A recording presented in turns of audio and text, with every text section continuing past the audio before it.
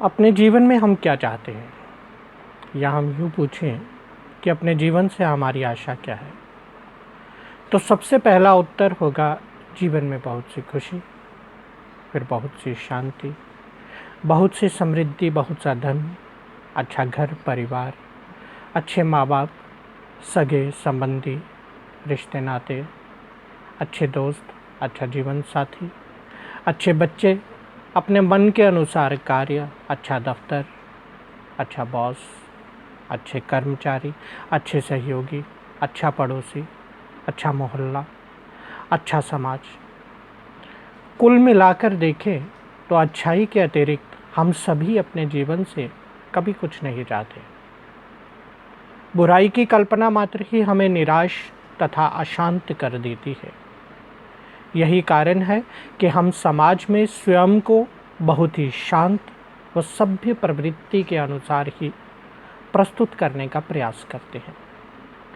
भीतर से चाहत हम सभी की मात्र अच्छाई के लिए ही है। कोई नहीं चाहता कि वह रोगी हो, कोई नहीं चाहता उसे कभी किसी वस्तु का अभाव हो, कोई नहीं चाहता कि वह कभी दुखी हो, कोई नहीं चाहता कि वह अपने जीवन में कभी अशांत हो। किंतु जीवन का सत्य हमें हमारी इच्छाओं के विपरीत परिणाम देता है। हम अक्सर देखते हैं कि जीवन मात्र हमारी इच्छाओं के अनुसार नहीं चलता।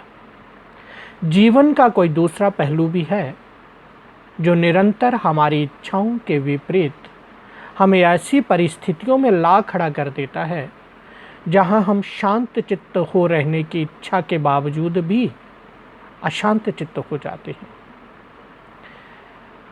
ऐसी परिस्थिति में हम अशांत चित्त हो अपनी अशांति का कारण कहीं बाहर ढूंढने लगते हैं, अथवा अपनी अशांति का दोष किसी दूसरे के माथे मढ़ने का प्रयास करते हैं। इसने मुझे ऐसा कह दिया, इसके कारण ऐसा हो गया, आदि कई तरह के मिथ्या आरोप तथा भाव हम अपने भीतर स्वयं ही पैदा कर लेते हैं, जो हमारी शांति को पूर्णतया भंग करने में अति सक्षम होते हैं।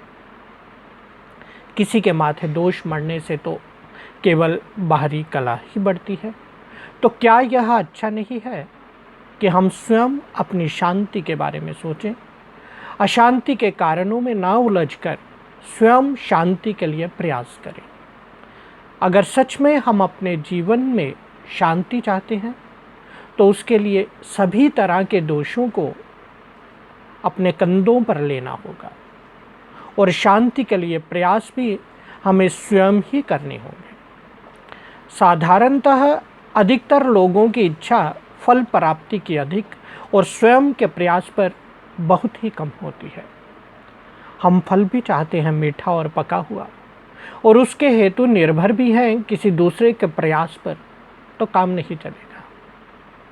शांति एक मधुर फल है जिसके लिए हमें अपने जीवन में सकारात्मक दृष्टिकोण रखते हुए सतत प्रयास करना होगा। हमें हमारे भीतर में पनपने वाले भावों और विचारानुसार अपनी अशांति के कारणों को स्वयं ही खोजने का प्रयास करना होगा। खोजने से हमें बहुत से कारण अपने भीतर व बाहर दोनों तरफ से स्पष्ट होंगे। बस हमें उसी स्पष्टता का हाथ थामकर स्वयं पर कार्य करना होगा। शांति हमें स्वयं ही प्राप्त हो जाएगी। जिस दिन हम स्वयं अपने कंधों पर स्वयं के प्रति स्वयं ही पूर्ण उत्तरदायित्व लेंगे, उसी दिन से अपितु उसी क्षण से हम हमारी शांति की यात्रा आरंभ कर लेंगे।